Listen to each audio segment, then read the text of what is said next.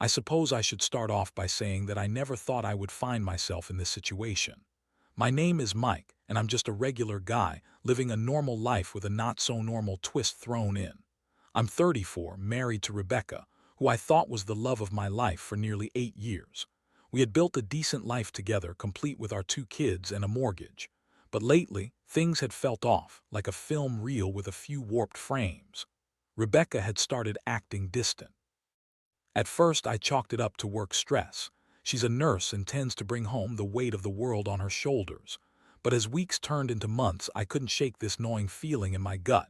She had late shifts more often than usual, her phone seemed glued to her hand, and she began taking extra girls' nights out that often ended with her getting home later than expected.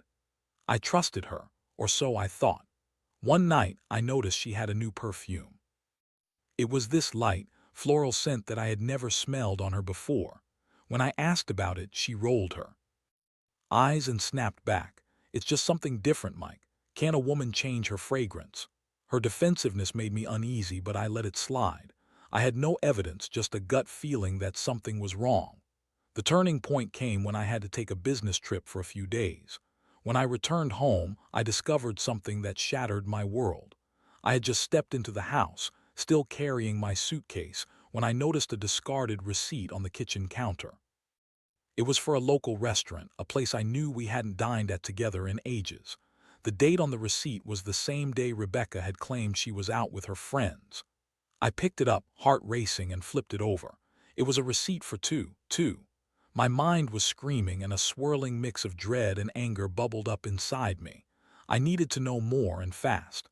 I grabbed her phone, knowing she'd left it unlocked, a careless mistake. I didn't feel great about it, but the need for answers trumped any lingering guilt. Scrolling through her messages, I found what I was looking for. It was a string of texts between Rebecca and someone named Jason, who I soon realized was our Uber driver. My blood ran cold. They were flirty at first, discussing meeting up, and then it escalated quickly, from casual banter to explicit exchanges about sex. I felt like I'd been punched in the gut. That night when Rebecca came home, I confronted her. I didn't hold back. I threw the receipt and her phone at her, demanding answers. Her reaction was a mix of shock and anger, as if I had committed some heinous crime by uncovering her betrayal. "You're so paranoid, Mike. You always jump to the worst conclusions," she screamed. I could barely process her denial. It felt like a slap in the face. I demanded she tell me the truth, but all I got was more lies. "Jason means nothing to me. It was just a mistake." She insisted, but her frantic tone only deepened my sense of betrayal.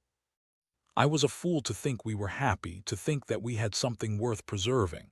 As the reality of her infidelity sank in, I felt every emotion washing over me: anger, sadness, betrayal, disgust. I wanted to scream, to throw things, to make her feel the pain she had caused me, but instead I felt numb. I didn't sleep that night. I just lay there staring at the ceiling, replaying moments of our lives together, wondering where it all went wrong. How could I have been so blind? The next few days were a blur. I felt like I was living in a haze, going through the motions of life while my heart felt like it was being crushed. I vacillated between fury and devastation, questioning everything I thought I knew about my wife and our marriage. I knew I had to make a decision about how to move forward. I could confront her again, take the high road, or I could play it smart and find a way to get back at her. The latter sounded more appealing by the hour. After the confrontation, I spent a lot of time in my head, wrestling with thoughts of what to do next. I was furious at Rebecca for betraying me, but I was also surprised by the calm that began to settle over me. It was almost like a switch had flipped inside me. Instead of just being devastated, I was ready to act. I needed to do something, anything, to get back at her and the guy she so easily betrayed our family with. I didn't want to just walk away and let her continue her affair without consequence. As I thought about it more, I realized the best way to hit her where it hurt was through Jason.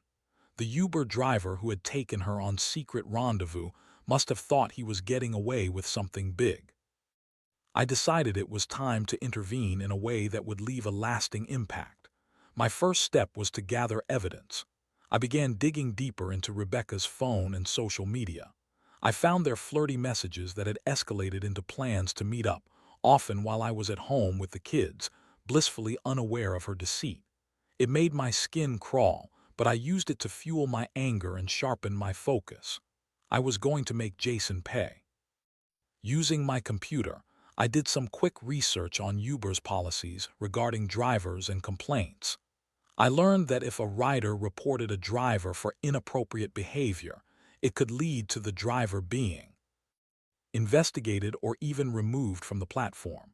I knew that if I reported Jason, I needed solid evidence, and I had it in spades. I saved screenshots of their messages and all the details of their exchanges. With my plan forming, I took a moment to imagine the look on Rebecca's face when she realized the consequences of her actions. I felt a shiver of satisfaction at the thought of Jason facing repercussions. Why should he get to live his life while I was left picking up the pieces of mine? The next day, I put my plan into action. I decided to take a different route home from work, making a pit stop at our local coffee shop where I knew Jason often picked up his orders between rides. I wanted to see the guy face to face to get a sense of who he was. What kind of man would sleep with another guy, wife? As I approached the shop, I felt a knot tighten in my stomach. The whole situation felt surreal. I spotted Jason standing near the register, his back turned to me as he fiddled with his phone. He had a casual air about him, but I could see the confidence radiating from him. He had no idea just how close he was to the fallout of his actions. I couldn't help but observe him for a moment. He had that laid-back, rugged look, jeans that fit just right, and a smile that probably made women weak at the knees, just like he had done to my wife. My blood boiled. I took a deep breath and walked up to him. "Jason, right?" I said, trying to keep my voice steady. He turned around, and the surprise on his face told me he recognized me. The nerves were palpable between us, and I could see the wheels turning in his head, trying to figure out who I was. "Yeah, can I help you?" he asked, his voice steady but defensive. "I'm Mike, Rebecca's husband." I let the words hang in the air, watching his expression shift from confusion to shock and then to fear. It was satisfying, almost worth the heartbreak I was going through. "What do you want?" He stammered, clearly on the back foot. I leaned in closer, lowering my voice so only he could hear. "I know everything. I know about you too. You think you can just come into my life and play house with my wife while I'm at home with our kids?" He opened his mouth to respond, but I cut him off. "You should know I'm not going to let this slide. You think you can just ruin my family and keep driving around like nothing ever happened?" The fear in his eyes was gratifying. I could see him weighing his options, realizing the depth of his mistake. "Look, man, it was just a mistake. I didn't mean to, I didn't know." I could hardly contain my anger. "Spare me your excuses. You think saying it was a mistake makes it any better. You have no idea how much this hurts my family. You need to understand there are consequences for your actions." With that, I walked away, feeling more empowered than I had in days. I headed home, my heart racing, knowing that soon Jason would be facing a reality check. The plan wasn't over yet. I wasn't finished with him. Back home, I started drafting a report to submit to Uber. I included all the evidence I had gathered, the texts, the receipts, everything. I felt a rush of satisfaction as I clicked send. In that moment, I knew I was doing the right thing. Whatever happened next, I was reclaiming my power. The next few days were filled with a mix of anticipation and dread. I didn't know what would happen with Jason or how Rebecca would react if she found out, but I was ready. This was just the beginning. The days that followed were a whirlwind of emotions. I was both anxious and exhilarated, waiting to see what would happen to Jason. My heart raced at the thought of him receiving that notification from Uber, the reality of his actions crashing down around him. Meanwhile, I continued to navigate my daily life with Rebecca, who remained blissfully unaware that I had discovered her secret. For now, the facade had to stay intact. Rebecca was trying hard to act normal. She put on a happy face, making dinner and engaging in small talk about our kids and her work. I could see she was trying to fill the gaps in her guilt with false cheerfulness, but I was not fooled. I could spot the twitch in her smile, the unease in her laughter. I felt like we were two actors on stage, performing a play where one of us knew the script far too well. One evening, after the kids were tucked into bed, I finally decided it was time to confront her again, this time with the knowledge of her betrayal looming large over our heads. I couldn't keep living in this double life, pretending everything was fine when my heart was shattered. "Rebecca, we need to talk," I said, my voice steady but firm. She looked up from her phone, eyebrows raised. "About what? You're acting all serious again. Is this about the kids? I told you I'm going to take them to that new park this weekend." "No, it's not about the kids," I replied, holding her gaze. "It's about you and Jason." Her face dropped, and for the briefest moment I saw real fear in her eyes. "What are you talking about?" she stammered, but I could tell she already knew. "I know about the messages, the late-night rides." "I know everything," I said, watching as the color drained from her face. "You think I don't have a clue? I've seen the receipts, Rebecca. I know you've been cheating on me with our Uber driver." The room fell silent, and I could see panic rising in her eyes, her mind racing as she tried to formulate a response. "Mike, I can explain. It was just a phase. I was unhappy and unhappy," I interrupted, nearly shouting. "You thought sleeping with Jason would make things better. You betrayed our family, Rebecca." She stood up, defensive. "You're making it sound worse than it is. It was a mistake. I was feeling neglected, and you never pay attention to me anymore." As much as I wanted to scream at her, I felt a wave of sadness wash over me. "Neglected? You think that's an excuse to jump into bed with someone else? I've been working hard to provide for this family, and you repay that by cheating on me. How is that fair?" Her eyes darted away, and for a moment she looked genuinely remorseful, but then the defiance returned. "You don't understand. You're always so focused on work." I wanted to feel wanted again. It was infuriating to hear her attempt to shift the blame. "You do think I wanted to feel loved too, but I didn't go running to another man when things got tough." She crossed her arms, frustration evident on her face. "What do you want me to say, Mike? I messed up, I'm sorry, but it didn't mean anything." I stared at her, weighing my options. Part of me wanted to salvage our marriage for the kids' sake, to believe her apologies. But another, more anger-fueled part of me wanted to watch the entire house of cards come crashing down. "You think saying you're sorry makes it all okay? You've shattered my trust. I can't just forget this, Rebecca." "Then what are you going to do?" she challenged, her voice trembling but defiant. I took a deep breath, feeling a mixture of anger and sadness. "I don't know yet, but we can't pretend this didn't happen. I need time to think about what this means for us." After that conversation, the distance between us only grew. I felt like I was living with a stranger, a woman who had chosen to betray our vows. The emotional toll was exhausting, and I found myself retreating into my own thoughts, wrestling with my feelings of betrayal and hurt. I spent hours thinking about how to move forward. Part of me wanted to confront Jason again, to see the fallout from my report to Uber.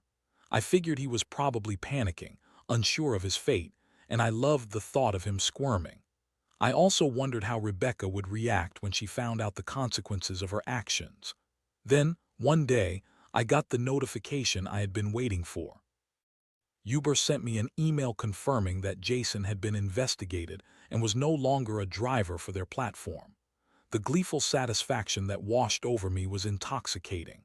I couldn't help but feel like I had regained some control over my life. Later that night, I decided to drop the news on Rebecca. I needed to see her reaction. I wanted her to understand that actions have consequences, and what she did didn't just affect her. It affected everyone around her. "Hey, Rebecca," I called out casually as she sat on the couch scrolling through her phone. "I have some news for you." She looked up, her expression cautious. "What is it?" "Jason got fired," I said, trying to keep my tone even. "Seems someone reported him for inappropriate behavior with a passenger." Her face fell, and for the first time I saw genuine fear. "What do you mean? How do you know?" "I made sure of it. I reported him," I said, watching her process the information. "He's lost his livelihood because of what you two did." The look on her face was priceless, shock mixed with disbelief and a hint of guilt. "Mike, you can't just ruin someone's life like that." "It was my mistake, not his."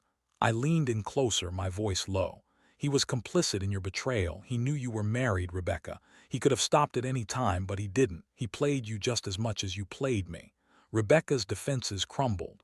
I didn't want any of this. I just wanted to feel loved. You're supposed to be my husband.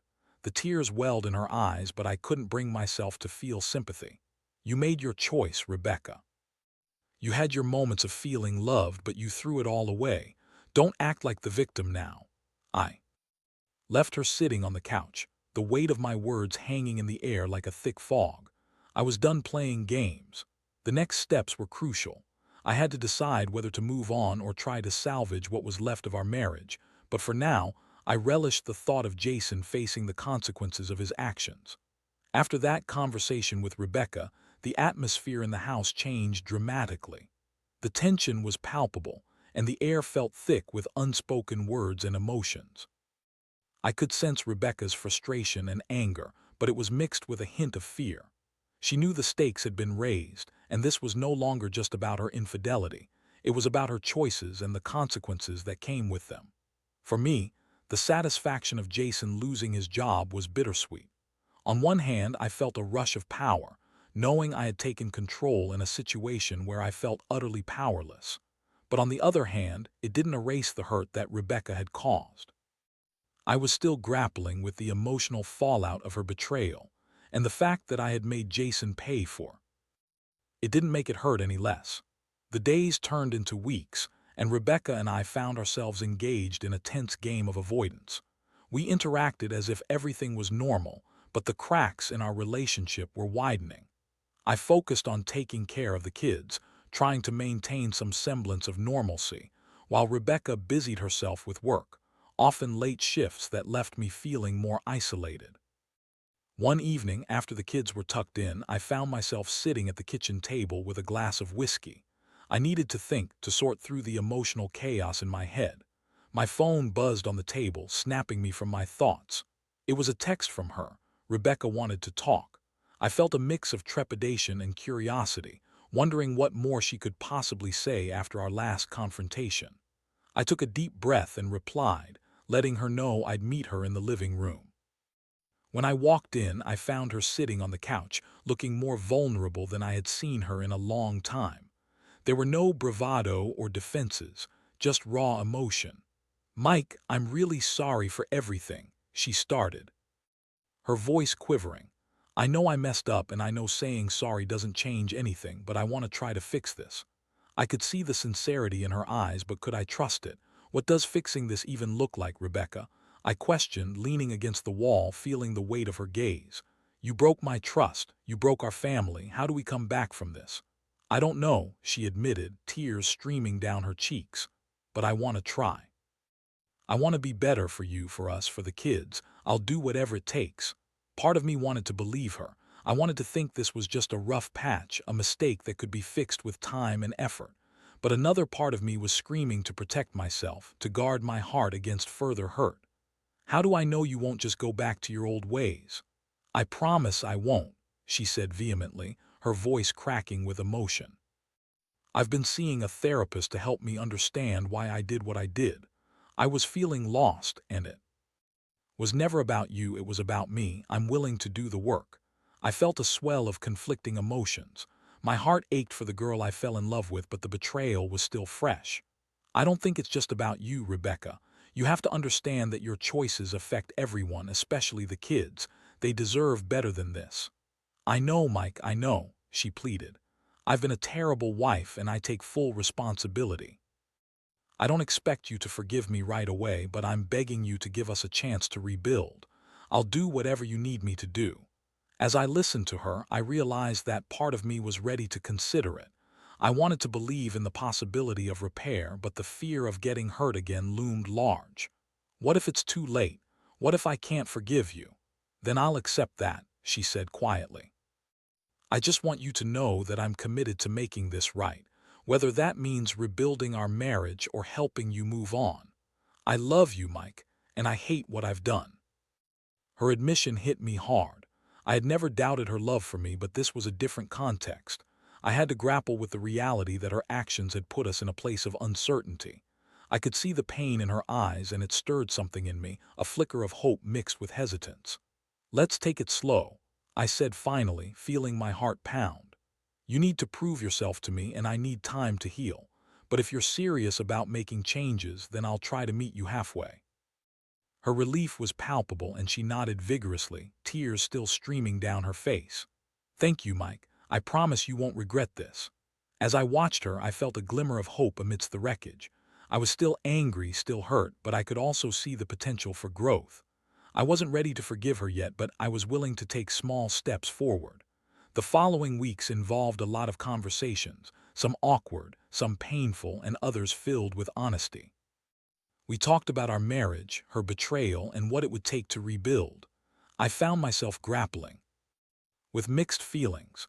There were moments of connection that reminded me of the love we built together, but also moments where the memories of her betrayal loomed large. Part of the healing process involved more than just conversations. Rebecca was genuinely putting in the effort to change. She started attending therapy regularly and making small but significant gestures, like being more attentive to the kids and planning family activities that brought us together. Yet I still couldn't shake the feeling of betrayal. Every time she smiled at me or touched my arm, a small part of me recoiled, fearing the hurt would return. It was hard to forget the reality of what had happened, even as I tried to move forward. One night, as we sat on the couch watching a movie, I found myself reflecting on everything that had transpired. There were still lingering questions in my mind about Jason and how things had turned out for him. I hadn't heard from him since I reported him, and part of me wanted to know if he had landed on his feet or if my actions had truly ruined his life. As if reading my thoughts, Rebecca turned to me with a serious expression. "Do you ever think about what happened with Jason?" I nodded slowly. "Sometimes. Do you think about him?" "Not in that way," she replied, shaking her head. "I think about the consequences of my actions. I don't want to be that person anymore. I want to be better." Hearing her say that stirred a mix of emotions in me. Would I ever fully believe she could change, or would Jason's ghost continue to haunt us both? I realized then that the journey ahead was going to be a long one, filled with ups and downs. But at that moment, as we sat together in silence, I knew we had taken a step forward. It was a small victory, perhaps, but it was a victory nonetheless. As weeks turned into months, the journey of rebuilding trust with Rebecca became both a challenge and an exercise in patience. I learned that healing wasn't a straight path. It was winding and unpredictable, filled with moments of clarity and times of doubt. We started going to couples therapy, which helped us express our feelings in a safe environment, and I found it beneficial to hear Rebecca's side. Openly, during one session, Rebecca shared her struggles with feeling neglected and how that led her to make such a reckless decision. "I thought I was alone in this," she said, her voice trembling. "I felt like I wasn't being heard, and instead of talking to you, I made the worst choice imaginable." I listened, trying to process her words. "But you could have told me. We could have worked on it together," I replied, feeling the weight of our pain. "I know, and I'm sorry." I was scared and didn't know how to reach out. "But that's on me," she admitted, eyes downcast. "I need to take responsibility for my actions." Hearing her take accountability was a start, and it was something I hadn't felt from her before. I was still grappling with my own feelings of betrayal and mistrust, but a part of me was beginning to soften, learning to see her as more than just the woman who cheated on me. I was also beginning to recognize the role I had played in the breakdown of our communication. We continued to work on rebuilding our connection. I began to appreciate the small gestures Rebecca made, how she would leave me little notes in the morning before work or surprise me with my favorite dinner after a long day. It reminded me of the romance that had drawn us together in the first place, but the shadow of her betrayal loomed large. Still, my frustration lingered like a nagging itch. I couldn't get Jason out of my mind. I knew it was unhealthy to focus on him, but I found myself wondering about his life after being fired. Did he regret what he had done? Was he moving on? Did he even care? One evening after putting the kids to bed, I found myself scrolling through social media. I stumbled upon a post from a mutual friend who worked in the local bar scene. There was Jason sitting at the bar, smiling and looking carefree. It felt like a punch to the gut. I had taken everything from him, or so I thought. The realization that he hadn't been devastated by the fallout hit me hard. Rebecca must have noticed the change in my demeanor. "What's wrong?" she asked, her voice laced with concern. I just saw Jason's picture on social media. I replied, my tone sharper than I intended. Looks like he's doing just fine. She frowned, her expression shifting to concern. Mike, you need to let this go. He's not worth your time or energy. Focus on us, on healing. I know, but it feels like he's moving on without a care in the world while I'm still stuck here, dealing with everything. I admitted, frustration boiling below the surface. Maybe that's why he's so careless, she said softly. He doesn't have to deal with the fallout of his actions, but you and I do. That's what makes us stronger. We're fighting for our family, for our future. Her words struck a chord, and I knew she was right. I couldn't keep letting Jason's presence dictate my feelings. This was about us, our family, and our journey together. I had to learn to let go of the anger and focus on rebuilding what we had. Weeks passed, and I found myself slowly starting to heal. We planned a weekend trip as a family, a chance to break away from the stress of our daily lives and reconnect. The kids were excited, and as we packed up the car, I felt a flicker of hope. Maybe we could find our way back to each other after all. The trip went surprisingly well. We laughed, shared stories, and created new memories. There were moments of connection that reminded me of why I fell in love with Rebecca in the first place. Watching her interact with the kids, seeing her laughter, it felt like I was getting glimpses of the woman I had once known so well. On our last night, as we sat around a campfire, I pulled Rebecca aside for a moment alone. I'm glad we came. I feel like we're making progress, I said, my heart racing slightly as I spoke. She smiled, leaning in closer. I feel it too. I think we're rebuilding brick by brick. I love you, Mike, and I want to keep working on this. I love you too, I replied, and for the first time in a long time I felt like I meant it fully. But just as I was beginning to feel hopeful, the past crept back in. One night after we returned home, I received a phone call from an unknown number. I hesitated, but eventually picked it up. Mike, a voice said, sounding familiar. Who is this? I replied, my heart racing. It's Jason, I wanted to talk. My heart dropped, I wasn't prepared for this. Why are you calling me? I need you to know that I'm sorry for what happened. I never meant to come between you and Rebecca. I was just caught up in the moment, he said, his tone surprisingly earnest. Do you think that makes it better? I shot back, anger bubbling to the surface. You knew she was married, and yet you chose to pursue her anyway. I know I messed up, and I lost everything because of it. I'm trying to get my life back on track. I just wanted to apologize to you directly, he continued. I could hardly process what I was hearing. What do you want from me? Nothing. I just needed you to know I regret it, he said, a tinge of desperation in his voice. I took a deep breath, feeling the weight of the situation. Your regret doesn't change what happened. You may have apologized, but you still hurt my family. Understood. I just didn't want to leave things unresolved, he replied. Consider it resolved, I said, ending the call abruptly. The interaction left me unsettled. Part of me wanted to dwell on Jason's regret, but I knew I couldn't let it overshadow the progress Rebecca and I were making. I walked into the living room where she was sitting and took a deep breath. Everything okay? She asked, concern etching her features. Yeah, just had a call from Jason, I replied, watching her reaction carefully. Her expression changed, a mix of apprehension and curiosity. What did he want? He wanted to apologize, I said, trying to keep my voice steady, but it doesn't change anything. Rebecca nodded slowly, relief washing over her. I'm glad you're not letting it affect you. We can't keep looking back at that. She was right. I couldn't let Jason's call derail our progress. I had to focus on the present and the future we were trying to build together. In the following days, as we continued to communicate openly and work on our marriage, I found myself letting go of the weight Jason represented. I understood now that while his actions had consequences, I couldn't allow them to dictate my happiness or my relationship with Rebecca.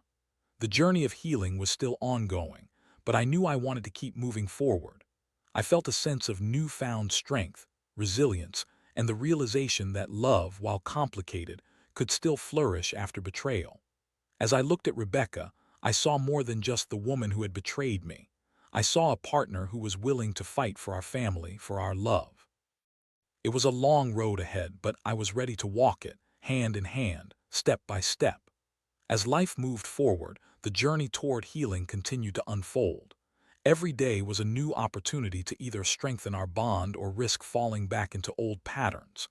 I knew it wouldn't be an easy road, but as I looked at Rebecca, I could see the determination in her eyes. She was genuinely committed to rebuilding our relationship, and I realized that I was beginning to believe in her again. We continued attending couples therapy, and those sessions became a cornerstone for our relationship. In each session, we learned effective communication skills, how to express our feelings constructively, and how to rebuild trust. There were tough conversations, times when I had to relive my pain and confront the reality of what had happened. But each time we faced it together, it felt like we were stripping away layers of hurt, making space for healing and understanding.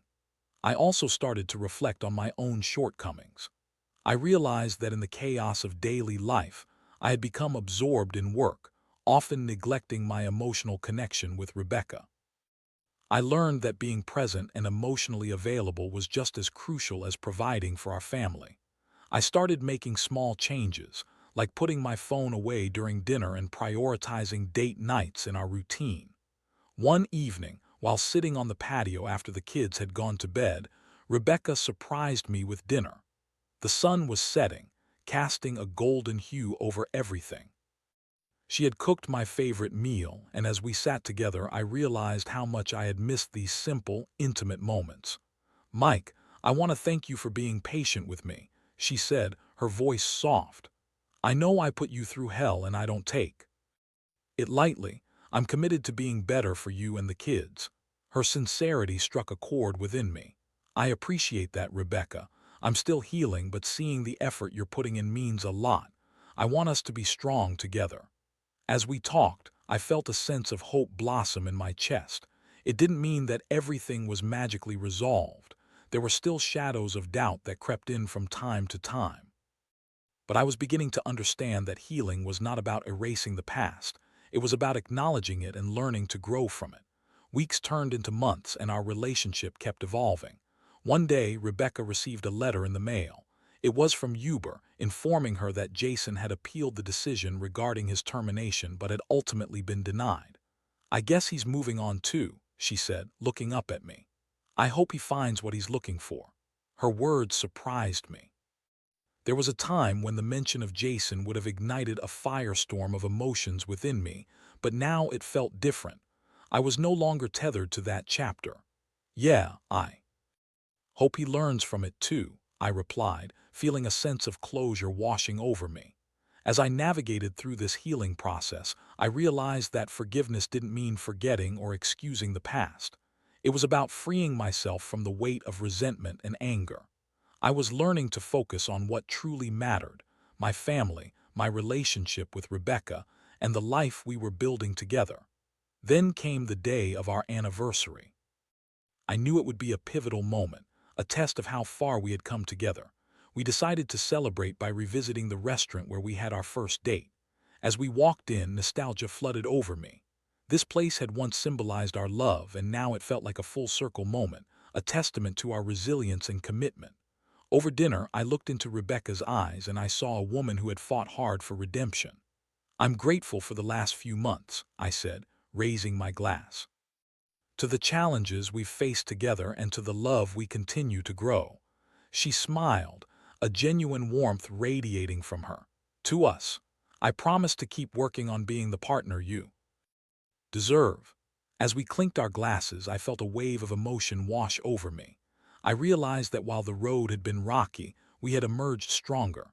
The journey was ongoing and there would still be challenges ahead, but I felt equipped to face them together. We left the restaurant hand in hand, walking through the warm night air. I couldn't help but feel optimistic about the future. The scars of betrayal were still there, but they were no longer the defining features of our relationship. Instead, they were reminders of our growth, our ability to endure, and the love that was still very much alive. As we stepped into our car, I took a deep breath, feeling a renewed sense of purpose. Life wasn't always going to be perfect, but I was ready to embrace the journey, knowing that I wasn't alone. Together, we would write the next chapters of our lives, hand in hand, with trust and love at the forefront. In the end, I understood that every relationship goes through trials, and while betrayal can shatter hearts, it can also lead to profound understanding and growth. I had learned that love is not just about the highs, it's about how you navigate the lows together. I was ready for whatever came next, and this time I was confident we could face it together.